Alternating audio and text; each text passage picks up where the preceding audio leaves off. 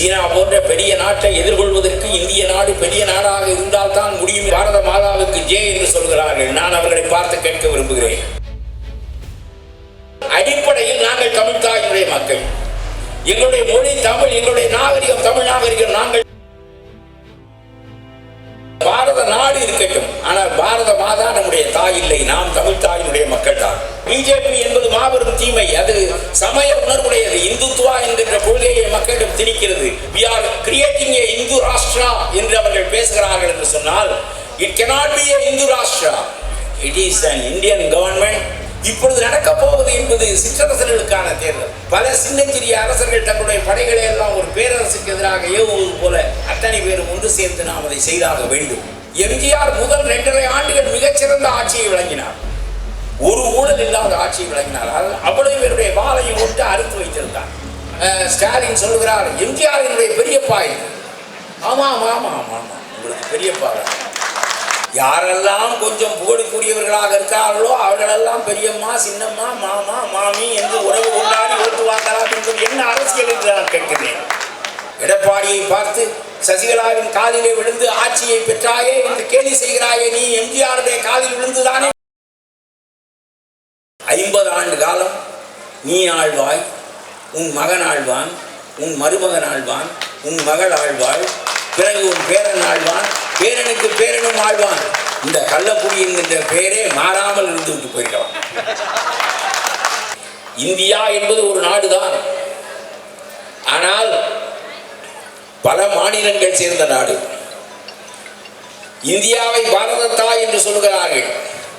பாரதி கூட அந்த சொல்லை பயன்படுத்துகிறார். பாரதி சிறந்த புலவன், சிறந்த கவிஞன், நேரிய புலவன், நாட்டின் சுதந்திரத்திற்காக விடுதலை குயிலாக நின்று கூவியவன், அது வேறு. ஆனால் பாரத மாதா அவருடைய திருப்பள்ளி எழுச்சி என்றெல்லாம் பேசுகிறார். இந்தியா ஒரு நாடாக இருந்த நாடு இல்லை. இது வெள்ளைக்காரர்களால் ஒன்றுபடுத்தப்பட்ட நாடு. ஒரு காலத்தில் தமிழ்நாடு கூட ஒன்றாக இல்லை. சோழ பேரரசு காலத்தில் மிகப்பெரிய அளவிற்கு விரிந்தது என்பதை தவிர. ஆகவே பல மாநிலங்கள், பல இன மக்கள், பல மொழி பேசுகிறவர்கள், இவர்களையெல்லாம் வெள்ளைக்காரன் தன்னுடைய ஆட்சி வசதிக்காக ஒன்று கூட்டி, அவன் கல்கத்தாவிலிருந்தும் டெல்லியிலிருந்தும் பிறகு சென்னையிலிருந்தும் ஆண்ட காலத்தில் அவனுடைய வசதிக்காக ஒன்று திரட்டப்பட்ட நாடுதான் இது. ஆனாலும் கூட நம்முடைய தலைவர்கள், காந்தி போன்ற மகத்தான தலைவர்கள் சுதந்திர போராட்டத்தை முன்னெடுத்த போது இந்தியா மீண்டும் தொடர்ந்து ஒரு நாடாக இருக்க வேண்டும் என்று நாம் விரும்பியதற்கு காரணம் விரிந்த சண்டையினுடைய தேவை மட்டுமல்ல. சீனா போன்ற பெரிய நாட்டை எதிர்கொள்வதற்கு இந்திய நாடு பெரிய நாடாக இருந்தால் தான் முடியும் என்கின்ற கருத்து நம்முடைய நெஞ்சத்திலும் இருந்த காரணத்தினால் எல்லா மாநிலங்களும் ஒன்றாக சேர்ந்து இசைந்து இணைந்து ஒரு இந்தியாவாக இருக்க வேண்டும் என்று நாம் விரும்பினோம். தேசிய கீதம் எழுதிய தாகூர் கூட திராவிட உட்கல வங்கா, பஞ்சாப, சிந்து, குஜராத், மராட்டா, திராவிட உட்கல வங்கா என்று மாநில வாரியாகத்தான் இந்திய தாயை வர்ணிக்கிறார். பாரத மாதா என்ற ஒரு தனி மாதாவை சொல்லவில்லை. இந்தியா என்பது இத்தகைய மாநிலங்கள், பஞ்சாப, சிந்து, குஜராத், மராட்டா, திராவிட உட்கல வங்கா என்று மாநில வாரியாக சேர்த்துத்தான் சொல்லுகிறார். நான் சொல்லுகிறேன், நாம் தமிழ் தாக்கி பிறந்தவர்கள். ஒரு மனிதன் ஒரு தாயின் வழியாகத்தான் பிறக்க முடியும். இவர்கள் பாரத தாய் என்று சொல்கிறார்கள், பாரத மாதாவுக்கு ஜே என்று சொல்கிறார்கள். நான் அவர்களை பார்த்து கேட்க விரும்புகிறேன், பாரத மாதா எங்கே இருக்கிறாள்? நாங்கள் தமிழ் மொழி பேசுகிறவர்கள் தமிழ் தாயின் வழியாக பிறந்தவர்கள் என்பது எங்களுக்கு புரிகிறது. நாங்கள் தமிழ் தாயின் மக்கள் என்று சொல்லிக்கொண்டு அதே நேரத்தில் நீ பாரத தாயின் மக்கள் என்று சொல்வாயே, ஆனால் அது எங்களுக்கு பிடிபடவில்லை. ஏனென்றால் ஒரு மனிதன் 2 யோனியில் பிறப்பதில்லை. ஒரு மனிதன் ஒரு யோனியில் தான் பிறக்க முடியும் என்றால் எந்த யோனியில் பிறந்தவனோ அவள் தான் அவனுக்கு தாய். நாங்கள் தமிழ் தாயின் வழியாக பிறந்த மக்கள் என்கின்ற காரணத்தினாலே நாங்கள் தமிழ் தாயின் மக்கள் என்பதுதான் அடிப்படை உண்மை. பாரத நாடு பல மாநிலங்கள் இணைந்து ஒன்றாக இருக்கின்ற நாடு என்பதில் வேற்றுமை இல்லை. ஆனால் அடிப்படையில் நாங்கள் தமிழ் தாயினுடைய மக்கள். எங்களுடைய மொழி தமிழ், எங்களுடைய நாகரிகம் தமிழ் நாகரிகம். நாங்கள் சிந்து சமவெளி நாகரிகத்தில் இருந்து வந்தவர்கள். 3000 ஆண்டு காலமாக நம்மை தோற்கடிக்க முடியாத ஒரு நிலைமை, நம்முடைய நாகரிகத்தை முற்றிலும் புதைக்க முடியாத ஒரு நிலைமை இருந்தது என்று சொன்னால் அது நம்முடைய நாகரிகத்தின் மிக தொன்மையை காட்டுகிறது. சிந்து சமவெளி நாகரிகம் 3000 ஆண்டுகளுக்கு முந்தைய நாகரிகம். அன்றிலிருந்து இன்றைக்கு வரையிலும் தமிழ் மொழி பேச்சு மொழியாக இருக்கிறது. புதிய சொற்களை ஆக்கிக் கொள்ளுகின்ற மொழியாக இருக்கிறது.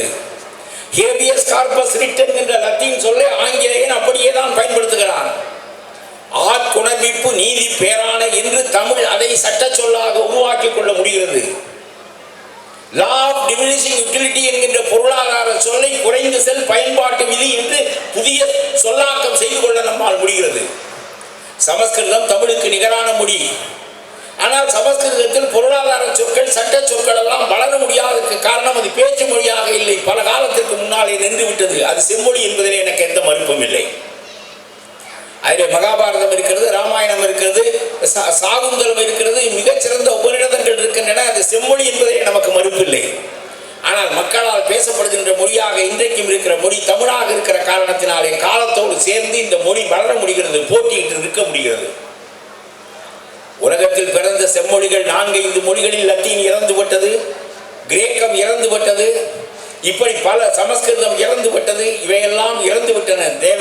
they are not only dead languages but also buried languages.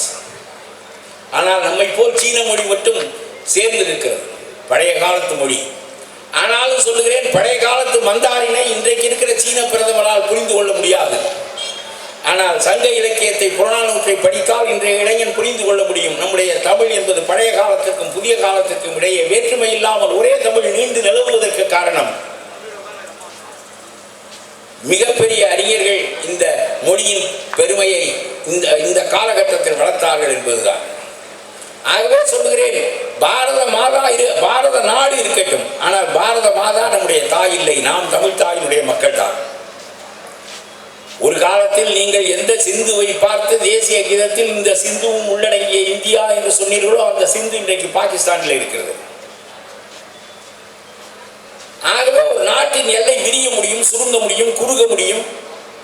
நம்மோடு சேர்ந்திருந்த கராச்சியும் லாகூர் உண்மை விட்டு போக முடியும், ஆனாலும் நாடு இருக்கும். ஆனால் மொழி வழியாக பிறந்த மக்கள் அவர்கள் மண் எல்லையால் வகுக்கப்பட்டவர்கள் இல்லை.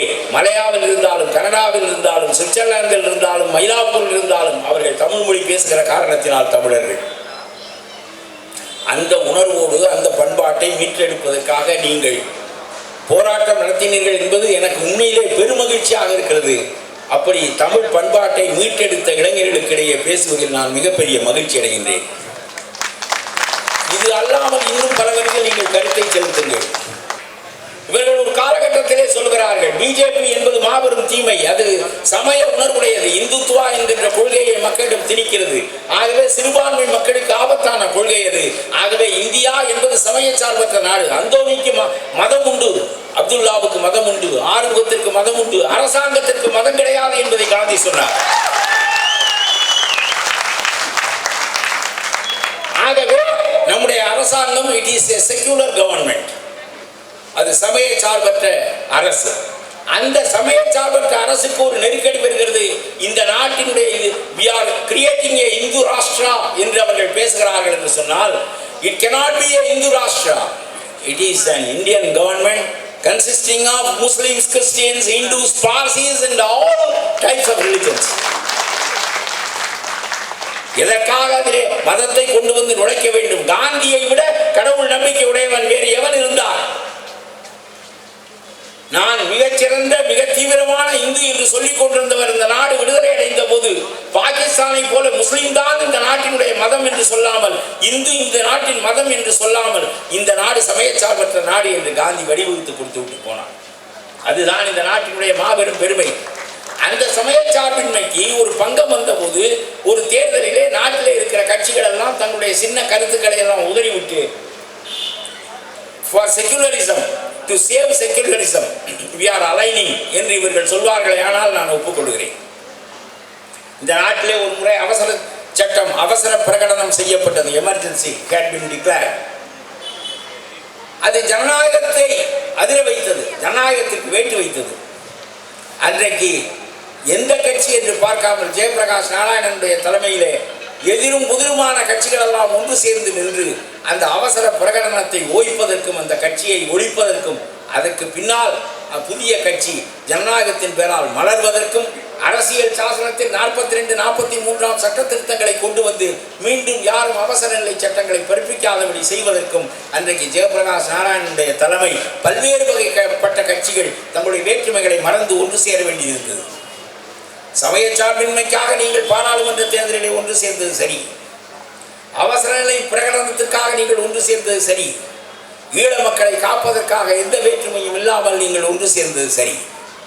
இப்பொழுது நடக்கப் போவது என்பது சிற்றரசர்களுக்கான தேர்தல், ஒரு மாநில தேர்தல். இந்த மாநில தேர்தலில் இந்த ஊழல் போக வேண்டுமா அந்த ஊழல் போக வேண்டுமா என்று கேட்க வேண்டியதற்கு பதிலாக இன்றைக்கு நீங்கள் வேறு ஏதோ ஒரு 10 பேர் 5 பேர் மட்டுமே போட்டியிடக்கூடிய ஒரு கட்சியை பெரிதாக கருதி கொண்டு இந்த ஊழலை தூக்கி திரும்பவும் நீங்கள் சிம்மாசனத்தில் வைப்பீர்களே, ஆனால் 50 ஆண்டுகளாக ஒழியாத இந்த ஊழல் இன்னும் 50 ஆண்டுகளுக்கு ஒழியாது. எந்த சமயத்தில் we have to speak secularism என்பதை முடிவு செய்து கொள்ளுங்கள். சென்ற பாராளுமன்ற தேர்தலில் to defeat Modi we spoke of secularism, we spoke about secularism, that is correct. ஆனால் இன்றைக்கு மாநில அரசுக்கான தேர்தல் நடக்கின்ற போது 2 ஊழலையும் அகற்றுவதற்கு மீண்டும் உள்ள கட்சிகள் எல்லாம் ஒன்று சேர்வதற்கு பதிலாக அப்படி சேருகின்ற கட்சிகளோடு நீங்களும் சேருங்கள். ஏனென்றால் ஒரு பொது நோக்கத்திற்காக பல சின்னஞ்சிறிய அரசர்கள் தங்களுடைய படைகளை எல்லாம் ஒரு பேரரசுக்கு எதிராக ஏவுவது போல அத்தனை பேரும் ஒன்று சேர்ந்து நாம் அதை செய்தாக வேண்டும். ஆனால் மீண்டும் ஒரு பெரிய கட்சியோடு சேர்ந்துதான் நாங்கள் வெற்றி பெற முடியும் என்கின்ற நிலைக்கு இவர்கள் வருவார்களே, ஆனால் எங்களுக்கு 2 பேர் 4 பேர் சட்டமன்றத்தில் அமர்வதற்கு நாங்கள் இந்த ஊழலை தொடர்ந்து ஆதரிப்போம் என்கின்ற நிலை இருக்குமானால் இந்த ஊழல் எப்பொழுது ஒழியும் என்று நான் கேட்கின்றேன். காங்கிரஸ் கட்சியை போட்டு கேவலப்படுத்துகிறார்கள் புதுச்சேரியிலே. அங்கே காங்கிரஸ் அரசு இருக்கிறது, இங்கிருந்து போகின்ற திமுக காரர் இங்கே பேசுகிறார் நாங்கள் தனித்து நிற்க போகின்றோம் என்று சொல்லி அந்த ஆதரவை திரும்ப பெற்றுக்கொண்டு அந்த அரசாங்கத்தை இன்றைக்கு ஒரு ஆட்டமான நிலைக்கு கொண்டு வந்து விட்டார்கள். ஆனால் புதுச்சேரியிலே காங்கிரஸுக்கு ஒரு கொள்கை இருக்கிறது, தமிழ்நாட்டிலே வேறொரு கொள்கை இருக்கிறது. அங்கே நம்மோடு பிறந்தவனுடைய ஆட்சியை கவிழ்த்து விட்டார்களே, இங்கே அப்படி கவிழ்த்தவனுக்கு துணை போக வேண்டுமா என்கின்ற உணர்வு இங்கே உள்ள காங்கிரஸ் காரணத்தில் இல்லை. நாம் எல்லாவற்றையும் அலசி ஆராய வேண்டும். ஆகவே சொல்லுகின்றேன், 4 பேர் 10 பேர் போனால் போதும். என்ன செய்து விட்டீர்கள்? 50 ஆண்டுகளாக காங்கிரஸ்காரர்கள் 4 பேரும் 8 பேரும் நீங்கள் சட்டமன்றத்திற்கு போய் என்ன செய்து விட்டீர்கள்? ஒரு காலகட்டத்தில் காமராஜர் ஆல்டர்னேட்டிவ் லீடராக இருந்தார். திண்டுக்கல் தேர்தலிலே எம்ஜிஆர் வெற்றி பெற்றாலும் கூட மிகப்பெரிய இடத்தை வகித்தவர் இன்றைக்கு தலைவர் காமராஜ்.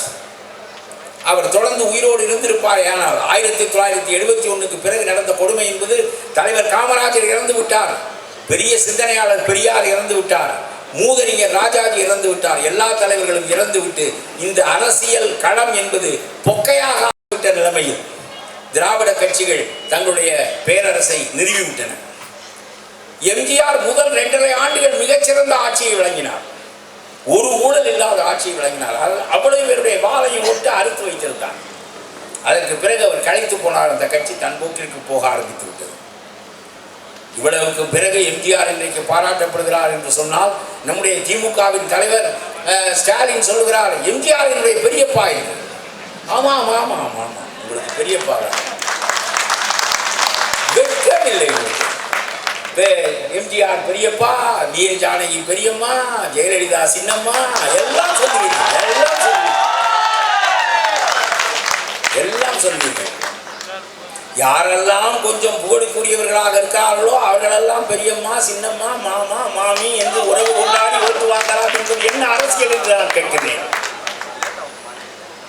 எடப்பாடியை பார்த்து சசிகலாவின் காலிலே விழுந்து ஆட்சியை பெற்றாயே என்று கேலி செய்கிறாயே, நீ எம்ஜிஆருடைய காலில் விழுந்துதானே உன்னுடைய தகப்பன் இன்றைக்கு ஆட்சியை பெற்றார். இல்லாவிட்டால் நெடுஞ்செழியன் அந்த அரியணையில் உட்கார்ந்திருப்பாரே. பாவம், பிறந்ததிலிருந்து கடைசி வரையிலும் நம்பர் 2வாகவே இறந்து விட்டு நம்பர் 2வாகவே மறைந்து விட்டார். அப்படி ஒரு பிறப்பு நெடுஞ்செழியன் என்றால் இன்னொரு பிறப்பு அன்பழகன். இவர்களெல்லாம் நம்பர் 2வாகவே இருப்பதற்கென்றே கடவுளால் படைக்கப்பட்டவர்கள். இவையெல்லாம் என்ன அரசியல் என்று நான் கேட்கின்றேன். என்னுடைய பெரியப்பா, என்னுடைய பெரியம்மா, இதெல்லாம் என்ன அரசியல்? நான் ஒன்றே ஒன்று கேட்கிறேன்.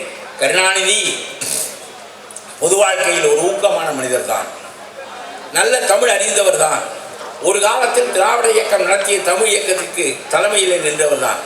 ஆனால் ஒரு நாள் கள்ளக்குடிக்கு போராட்டம் நடத்துவதற்காக போனார். அது டால்மியாபுரம் என்று பெயர் மாற்றப்பட்டிருந்தது. கள்ளக்குடி என்கின்ற தமிழ் பெயரை டால்மியாபுரம் என்று ஏன் மாற்றினா என்பதற்காக இவர் போராட செல்கிறார். அண்ணாவினுடைய வாக்குப்படி போனவர் தண்டவாளத்திலே படுத்து விட்டார். ஏனென்றால் ஒரு ரயில் இருக்கிறது. தண்டவாளத்தை விட்டு நாம் எழுந்தாலுடைய அந்த ரயில் நம் மீது ஏறாது என்று அவருக்கு தெளிவாக தெரியும். மிகுந்த நம்பிக்கையோடு படுத்து விட்டார் ஓடாத ரயிலுக்கு முன்னாலே. பிறகு அவரை சிறை பிடித்தார்கள். சிறைச்சாலைக்கு சிறிது காலம் சென்று வந்தார். அவர் பின்னாலே கண்ணதாசன் போனார், அவரும் சிறைக்கு போனார். இவையெல்லாம் பழைய கதை. ஆனால் நான் கேட்கிறேன், ஒரு கள்ளக்குடி என்கின்ற ஊர் பெயரை மாற்றுவதற்காக அது நல்ல தமிழ் மொழி இன போராட்டம் தான். வடநாட்டு முதலாளியினுடைய பெயரை தமிழ்நாட்டு கிராமத்துக்கு வைப்பதா என்கின்ற கோபம் நியாயமான கோபம். வடக்கு வாழ்கிறது தெற்கு தேய்கிறது என்று சொல்லப்பட்ட காலத்தினுடைய கொள்கை முழக்கம் அது. அதை நீ செய்ததற்காக 50 ஆண்டு காலம் நீ ஆழ்வாய், உன் மகன் ஆழ்வான், உன் மருமகன் ஆழ்வான், உன் மகள் ஆழ்வாள், பிறகு உன் பேரன் ஆழ்வான், பேரனுக்கு பேரனும் ஆழ்வான். இந்த கள்ளக்குடி என்கின்ற பெயரே மாறாமல் இருந்து விட்டு போயிருக்கலாம். அதனால் வருகின்ற அது மாறக்கூடாது என்பது என்னுடைய கருத்தல்ல. ஆனால் அதனால் வந்த தீமையை நன்மையை விட இவர்களால் நாம் சுரண்டப்பட்ட தீமை மிகப்பெரிய அளவுக்கு நாம் எண்ணி பார்க்க வேண்டும். நான் கேட்கிறேன், வாவு சிதம்பரம் பிள்ளை அன்றைக்கு 2 ஆயுள் தண்டனையை பெற்றார். சுதந்திர போராட்டத்தில் ஈடுபட்டதற்காக, மக்களை கிளர்ச்சி உரை செய்ததற்காக. நீங்கள் எப்படி ஜல்லிக்கட்டு போராட்டத்தில் ஈடுபட்டு கிளர்ச்சி உரை வைத்தீர்களோ அதுபோல அன்றைக்கு மக்களை கிளர்ச்சி உரை செய்ததற்காக 2 ஆயுள் தண்டனையை பெற்றார். சிறையில் இருந்தபோது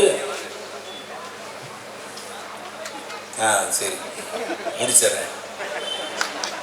சிறையில் இருந்தபோது இல்லை இன்னும் பல பேர் பேச முடியாது. நீங்க பேசுறதுக்காக தான் இந்த கூட்டம், நான் பேசுறதுக்காக இல்லை. நான் பேசுறேன்.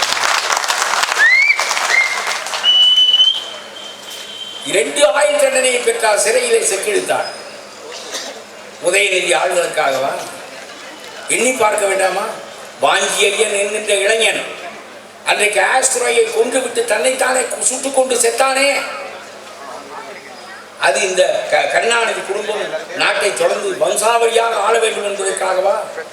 பகத்சிங் தூக்கிட்டு கொண்டு தூக்கிலே போடப்பட்டதும், திருப்பூர் குமரன் தடியால் அடிக்கப்பட்டு கொல்லப்பட்டதும், ராஜாஜி வேதாந்தியத்துக்கு உப்பு சத்தியாகிரகம் நடத்துவதற்கு சென்றதும், காமராஜர் 10 ஆண்டுகள் சிறையில் தவம் இருந்ததும், இவையெல்லாம் கருணாநிதி ஆள, கருணாநிதி மருமகனால, கருணாநிதி மகனால, பேரனால, பேரனுக்கு பேரனால இவர்கள் வம்சாவளியாக ஆண்டு இந்த நாட்டை சுரண்டுவதற்காகத்தான் இவர்களெல்லாம் இந்த சுதந்திரத்திற்கு போராடினார்களா என்று நான் கேட்கின்றேன். ஆகவேதான் பெரியார் சொன்னார், சுதந்திரத்தை கொடுத்து விடாதே வெள்ளைக்காரா, லண்டனிலிருந்து கொண்டாவது எங்களை ஆட்சி செய் என்று மட்டும் சொன்னார். அதனுடைய பொருள் என்ன என்று எனக்கு இப்பொழுதுதான் விளங்குகிறது. கருணாநிதியுடைய வம்சாவளி இந்த நாட்டை சூறையாடி விடுவார்கள், ஆகவே வெள்ளைக்காரனே தொடர்ந்து ஆளட்டும் என்கின்ற கருத்திலே தான் பெரியார் அப்படி சொல்லியிருக்கிறார். இந்த நாட்டில் பொருளாதார வேறுபாடு மிகப்பெரிய அளவுக்கு இருக்கிறது. 50 குடும்பங்கள் இந்தியாவை ஆளுகின்றன. அம்பானியை போல, அதானியை போல, டாட்டாவை போல, பிர்லாவை போல 50 குடும்பங்கள் இந்த நாட்டை ஆளுகின்றன. 500 பேர் நம்முடைய பிரதிநிதிகளாக பாராளுமன்றத்திற்கு போகிறார்களே என்று நீங்கள் கேட்டால் அது உண்மை இல்லை. 500 பிரதிநிதிகளும் அவர்களுக்கு காவடி தூக்குவதும் சேவகம் செய்வதற்கு போகின்றார்களே தவிர அவர்களுடைய பிரதிநிதிகளாக, மறைமுகமான பிரதிநிதிகளாக அவர்கள் பாராளுமன்றத்தின் வழியாக அவர்களுடைய நலன்களை காக்கின்றவர்களாகத்தான் அவர்கள் செயல்படுகிறார்களே தவிர இந்த நாட்டில் 120 கோடி மக்களின் நன்மைக்காக அல்ல. ஆகவே இளைஞர்கள் இவற்றையெல்லாம் சிந்திக்க வேண்டும். Why is inequality என்று கேட்டால், ஒரு பொருளாதார வளர்ச்சி அடைகின்ற போது, அது மிகப்பெரிய வளர்ச்சியை தொடுகின்ற போது சமத்துவமின்மை என்பது தோன்றத்தான் செய்யும் என்று முதலாளித்துவம் சொல்கிறது. பொருளாதார வளர்ச்சி ஏற்படுகின்ற போது முதலாளித்துவம் சொல்லுகிறது மிகப்பெரிய இடைவெளி, ஏழைக்கும் பணக்காரனுக்கும் உள்ள இடைவெளி மிகப்பெரிய அளவுக்கு தான் இருக்கும். ஆனால் அந்த வளர்ச்சியிலே தான் கொஞ்சம் ஏழைகளுடைய வயிற்றில் கொஞ்சம் பழைய கஞ்சி விட முடிகிறது என்பதை நீங்கள் மறந்து விடாதீர்கள். If there is no growth, there will be utter poverty in the country என்று கொஞ்சம் கூட கூசாமல் அவர்கள் சொல்கிறார்கள். இன்றைக்கு அந்த கொள்கைகள் எல்லாம் பட்டுக்கொண்டு வருகின்றன. நான் சொல்கிறேன், ஒரு காலத்தில் உங்களை போல கூட்டம் கேட்கின்ற மக்களாக இருந்தவர்கள் எல்லாம் படிக்காதவர்கள். அன்றைக்கு நாற்காலி போட்டு உட்கார்ந்து கூட்டம் கேட்கின்ற பழக்கமில்லை. நான் இளைஞனாக இருந்தபோது மண்தரையிலே உட்கார்ந்திருப்பார்கள். இவ்வளவு பெரிய மேடைகள் கூட இல்லை, சின்ன மேடை போட்டிருப்பார்கள். தலைவர்கள் மட்டும் உயரமான மேடைகளிலே இருப்பார்கள். மக்கள் தரையிலே உட்கார்ந்து கூட்டம் கேட்பார்கள். நிலக்கடலை போன்றவற்றை விற்று கொண்டு செல்வார்கள். அவற்றை வாங்கி கொறித்து கொண்டே தலைவர்கள் வாயை பார்த்து கொண்டிருப்பார்கள். அன்றைக்கு மக்கள் எல்லாம் படிக்காதவர்களாக இருந்தார்கள். கையெழுத்து கூட போட தெரிந்தவர்கள் இதில் பாதி பேர் தான் இருப்பார்கள். அப்படிப்பட்ட காலகட்டத்தில் மேடையில் அமர்ந்திருந்த தலைவர்கள் எல்லாம் அறிஞர்களாக இருந்தார்கள். மக்கள் எல்லாம் முட்டாள்களாக இருந்தார்கள். தலைவர்கள் எல்லாம் அறிஞர்களாக இருந்தார்கள். அன்றைய காலகட்டத்தினுடைய தலைவர்களை நீங்கள் எண்ணி பார்த்தால் ராஜாஜி போன்ற 500 ஆண்டுகளுக்கு ஒரு முறை பிறக்கக்கூடிய மாபெரும் மேதை ராஜாஜி இருந்தார். காமராஜரை போல தன்னலமற்ற மாபெரும் தலைவர் இருந்தார். ஜீவானந்தத்தை போல, அண்ணாவை போல, பெரியாரை போல, மாப்போ சிவஞானத்தை போல, முத்துராமலிங்க தேவரை போல, இப்படி எண்ணற்ற பெருந்தலைவர்கள் அவர்களெல்லாம் மேடையில் உட்கார்ந்து கொண்டு படிப்பறிவில்லாத மக்களுக்கு நாட்டினுடைய அரசியலை ஊக்குவிப்பார்கள். படிப்பறிவில்லாத மக்கள் இந்த மாபெரும் தலைவர்கள் பேசுவதை கேட்பார்கள். அவர்கள் சோசலிசம் பேசுவார்கள். ஜார் மன்னனை லெனின் வீழ்த்தியதை பற்றி பேசுவார்கள். அவர்கள் சங்க இலக்கியம் பேசுவார்கள். தமிழ் பண்பாட்டினுடைய சிறப்பை பற்றி பேசுவார்கள். காமராஜர் போன்றவர்கள் சுதந்திர போராட்டத்தினுடைய மாண்புகளை பற்றி பேசுவார்கள். எல்லாவற்றையும் மக்கள் கேட்டு அந்த அறிவு தெளிவை பெற்றார்கள். மக்கள் அறிவற்றவர்களாக இருந்த காலத்தில் தலைவர்கள் எல்லாம் அறிவுடையவர்களாக இருந்தார்கள். இப்பொழுது மக்கள் எல்லாம் உங்களைப் போல பொறியாளர்களாக, மருத்துவர்களாக, பல் தொழில் நுட்பங்கள் பயின்றவர்களாக, இலக்கியங்களில் மேன்மை மிக்கவர்களாக, சரித்திரங்களை அறிந்தவர்களாக, ஏராளமாக ஏறத்தாழ 80-90% இளைஞர்கள் படித்தவர்களாக, பெரும்படிப்பு படித்தவர்களாக இருக்கின்ற காலகட்டத்தில் தலைவர்கள் எல்லாம் அறியாதவர்களாக இருக்கிறார்கள். மக்கள் எல்லாம் அறிவற்றவர்களாக இருந்த காலத்தில் தலைவர்கள் எல்லாம் அறிவுடையவர்களாக இருந்தார்கள். மக்கள் எல்லாம் அறிவுடையவர்களாக இருக்கின்ற காலத்தில் தலைவர்கள் எல்லாம் அறியாமல் இருந்தவர்களாக இருக்கிறார்கள். எந்த மேடையிலே காமராஜரும் ராஜாஜியும் அண்ணாவும் பெரியாரும் ஜீவானந்தமும் முத்துராமலிங்க தேவரும் மாப்போ சிவஞானமும் அமர்ந்திருந்தார்களோ அந்த மேடையிலே இப்பொழுது ஸ்டாலினும் எடப்பாடியும் ஓ பன்னீர்செல்வமும் இவர்களை போன்ற தலைவர்கள் அமர்ந்திருக்கிறார்கள். இவர்கள் வழிகாட்டி இந்த நாடு வாழ வேண்டும் என்கின்ற அவல நிலைமைக்கு இந்த நாடு உள்ளாகிவிட்டது. அறிவில்லாதவர்களை அறிவுடையவர்கள் வழி நடத்துவது எனக்கு புரிகிறது. ஆனால் அறிவானவர்களை அறிவு குறைவானவர்கள் எப்படி வழி நடத்த முடியும் என்பது எனக்கு தெரியவில்லை. அதுதான் இன்றைய வீழ்ச்சி. அதுதான் இன்றைய தமிழ்நாட்டினுடைய நிலைமை. நீங்கள் மறந்துவிடக்கூடாது. இத்தகைய காலகட்டத்தில் தான் படித்த இளைஞர்கள் இவர்களைப் போல மோசமான 50 ஆண்டு காலமாக ஊழலை தவிர வேறொன்றும் செய்தறியாத அந்த இயக்கங்களை விட்டுவிட்டு மாறுகொண்ட கொள்கையோடு நீங்கள் புதிய கட்சியாக திரண்டிருக்கிறீர்கள் என்பதை நான் பாராட்டுகிறேன். இன்றைக்கு நாட்டில் என்ன நடக்கிறது என்பதை எண்ணி பாருங்கள். அதிமுகவை நிராகரிப்போம் என்று சொல்லிக்கொண்டு திமுகவுடைய தலைவர் ஊரூராக போகிறார். அதிமுக நிராகரிக்கப்பட வேண்டிய ஒரு கட்சி தான். அதில் எந்தவித வேறுபாடும் இல்லை. ஆனால் ராவணனை நிராகரிப்போம் என்று ராமன் சொல்ல வேண்டும். ராவணனை நிராகரிப்போம் என்று ராமன் சொல்ல வேண்டும். ராவணனை நிராகரிப்போம் என்று தாடகை சொல்லக்கூடாது. ரெண்டும் ஒரு குடும்ப ரத்தம். 2 பேரும் நரமாமிசம் தின்பவர்கள். ஆகவே இவனை நிராகரிப்போம் என்று அவன் சொல்வதும், அவனை நிராகரிப்போம் என்று இவன் சொல்வதும் முற்றிலும் பொருத்தமற்றது. நாம் சொல்ல வேண்டும் இவர்களை நிராகரிப்போம் என்று.